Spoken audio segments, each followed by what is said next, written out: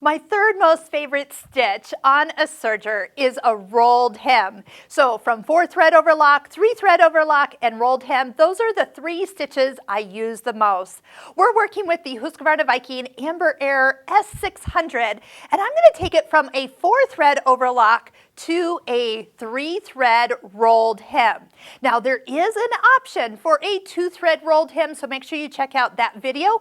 The links below for all the videos of the YouTube playlist for this machine are down below, so check them all out. We're going stitch by stitch and showing you exactly how it's done. Now this was just a fun pillow I did with the gathering foot and the rolled hem. I gathered all the strips together, and then actually I rolled hemmed the whole strip, then gathered it, and then stitched it onto a pillow in a spiral mount. So that was kind of fun. But it is one of my favorite stitches to do because it is actually that easy. And on the Embroidery S600 Husqvarna Viking serger, we're talking about having automatic tensions. So right now we're on stitch number 3, the 4-thread overlock. So if we touch the little arrow down so we can see all the stitches, arrow down to the next page of stitches, and we're looking for stitch number 14, the 3-thread rolled edge. Now remember, with this machine, when you pick the stitch, you hear the machine changing internally because the tensions are going to be changed for you, and it's so easy.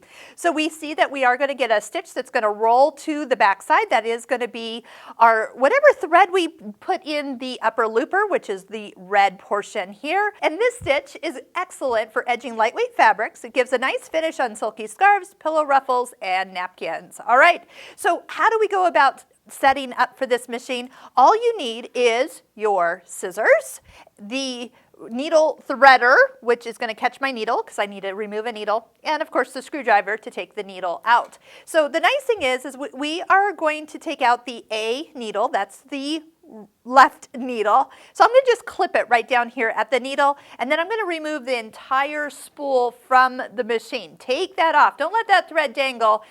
Even if you cut it up above, it'll come back to haunt us. I'm going to turn my hand wheel just a little bit so that upper looper gets out of the way.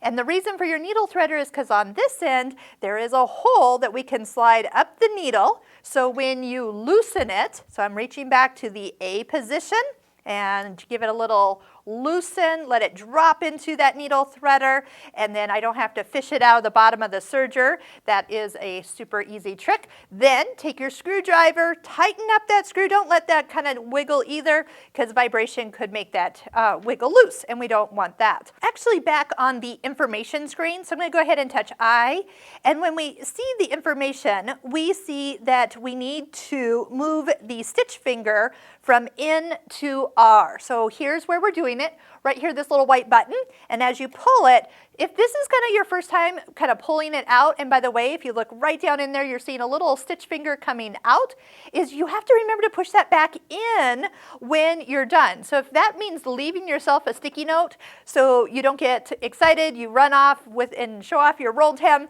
and then you don't actually push it back in, it will make your 4-thread overlock not look so hot. So just keep that in mind. Everything else is pretty much normal. So I'm going to touch that I to bring that back. And we're talking about lightweight fabric. So my first run is just going to be on the single edge of a cotton piece of fabric. Now the other thing to adjust from time to time is the cutting width. So we'll just see how it looks, and if there seems to be too much fabric or not enough fabric kind of rolled into that edge, we can make that adjust just a little bit.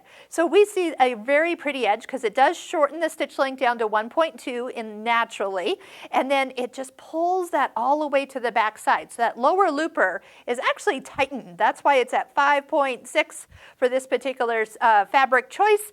Even though I don't actually have it on the fabric I'm using, I could probably switch it over back to B, but all in all, that's going to probably be about the same and give me that same beautiful result. So rolled hem, once you master a rolled hem, and you can go from 3-thread and 4-thread and a rolled hem, 1, 2, 3, this machine makes it so easy. Give it a try. These are the 3 stitches you are going to use the most. Now remember, down below in the description, we have a link to all the videos that we have been doing on the Husqvarna Viking Amber Air S600. So definitely take a look at these and find which stitches you have yet not mastered and learn what they can be used for, so you're using the whole part of this machine on the serger side, and don't forget cover stitch side. And we also have those Craftsy classes, the ones we recommend, also listed below, so you can learn and do some fun projects on your new serger.